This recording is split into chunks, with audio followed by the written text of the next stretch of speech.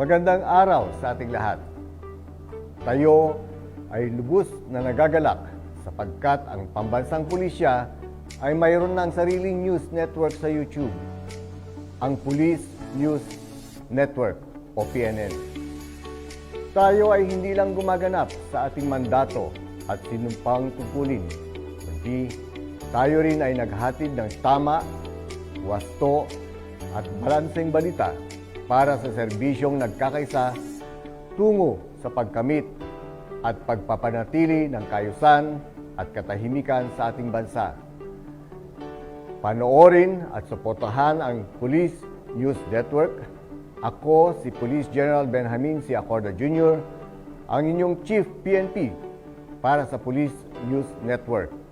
Alagad ng batas, tagataguyod ng Balitang Pulis.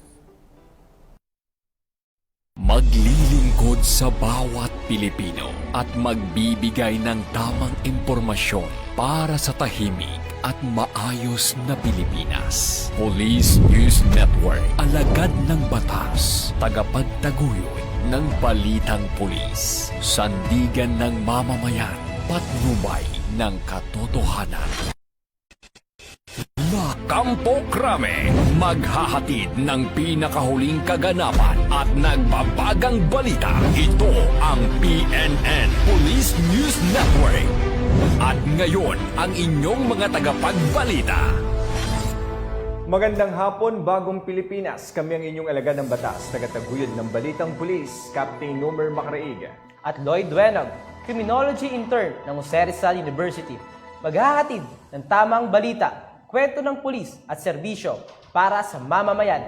At ito ang BNP News Online. Ang pangunahing balita ng Police News Network, alagad ng batas, tagataguyod ng Balitang Pulis.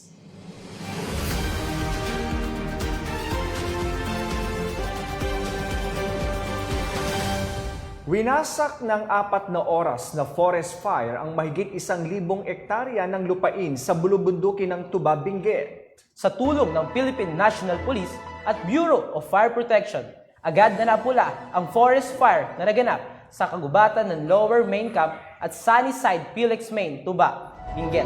Yan ang report ni Patrolwoman Olivia Sumcad.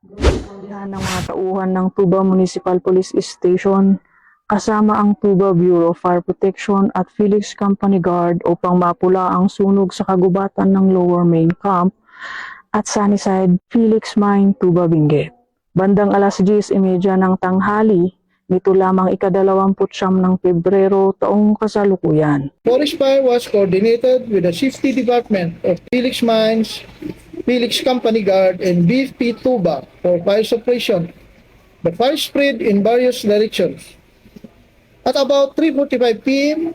of February 29, 2024, the forest fire was declared fire out by Senior Fire Officer 1 Wilfredo Franco Jr., Ground Commander, Investigator, Team Leader of BFP Tuba.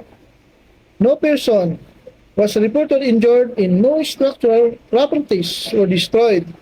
Cause of damages is yet to be determined. Here are some of the forest fire safety tips. Avoid burning leaves, trash or debris during dry periods. Dispose of these materials properly in designated areas. If you smoke, do so in designated areas or in areas cleared of vegetation. Always dispose of cigarette butts in proper containers and never throw them out of a car or window. Bilang pagsuporta sa Fire Prevention Month, paalala lang po mga kabayan, tayo magtulungan sa pag-iwas sa pagsunog sa ating mga kalikasan. Mula dito sa Tuba, Benguet, Cordillera, ako ang inyong PNN correspondent, Patrolman Sumcad, alagad ng batas, tagataguyod ng Balitang Pulis. Maraming salamat, Patcho Human Sumcad.